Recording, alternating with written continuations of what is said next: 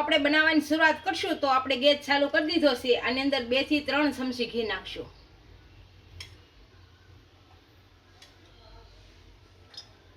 ઘી ગરમ થવા દેશું.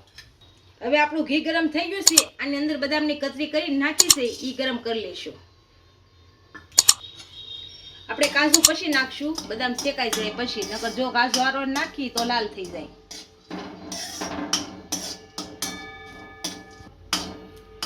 પેલા બદામને આપણે ઘીમાં સારી રીતના શેકી લેશું. થોડીક શેકાઈ જાય પછી કાજુ નાખીશું. આપણી બદામ થોડી શેકાઈ ગઈ છે. આમાં હવે કાજુ નાખી દઈશું. આમાં પિસ્તા નાખી દઈશું. મગજતરીને બી નાખી દઈશું અને શેકી લેશું બધાને.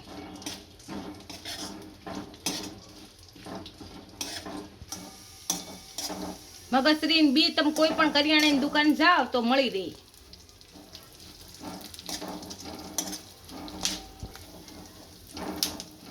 આને ઘીમાં સારું શેકી લેશું.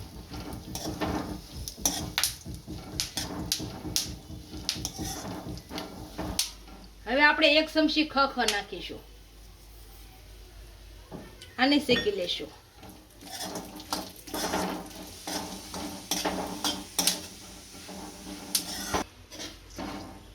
આ બધી વસ્તુ સારી રીતના શેકાયેલી છે. હવે કાઢી લઈએ. એક વાસણમાં બધું કાઢી લેશું.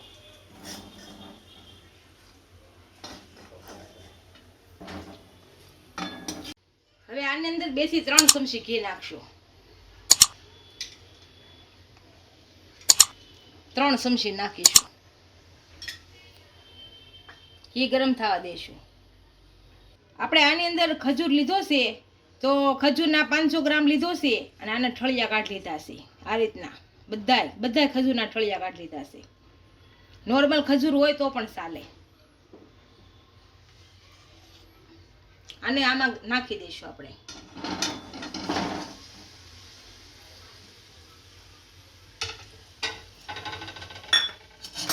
અને સારી રીતનો શેકી લેશું આમાં.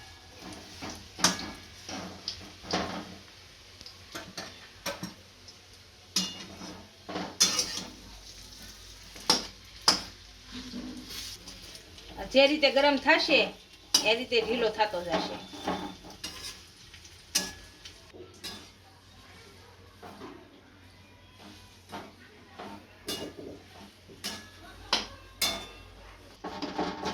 આપણો ખજૂર છે એ શેકા મળ્યો છે. આ મિક્સ થઈ જશે. હાવ મિક્સ થઈ જશે. ગરમ જેમ કરશું એમ મિક્સ થતો જશે.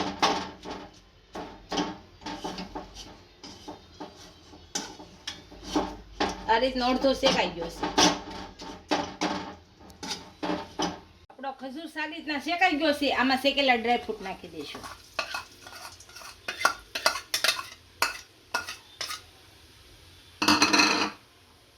આ ટોપરું નાખી દઈશું. આ સીણેલું ટોપરું છે સફેદ. આને બધું મિક્સ કરી દઈશું આપણે.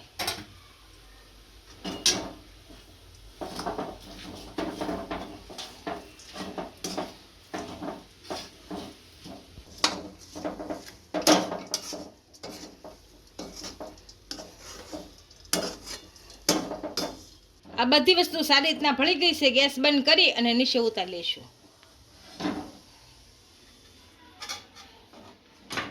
આના ડીશમાં કાઢી લઈશું. અને ઠરે પછી ભેળવું જોઈશે હરખું.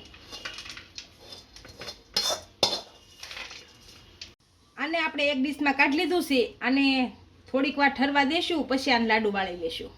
આ આપણું થોડુંક ઠરી ગયું છે. આને હવે લાડવા વાળી લેશું.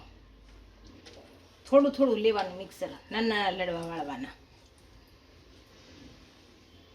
આ હાડકાનો દુખાવો હોય, કમરનો દુખાવો હોય તો આ બહુ હેલ્ધી. આ રીતના વાળશું લાડવા. બધા આ રીતના વાળ લઈશું. આપણા ખજૂરના લાડુ તૈયાર થઈ ગયા છે. એને ડીશમાં સર્વ કરી લઈશું.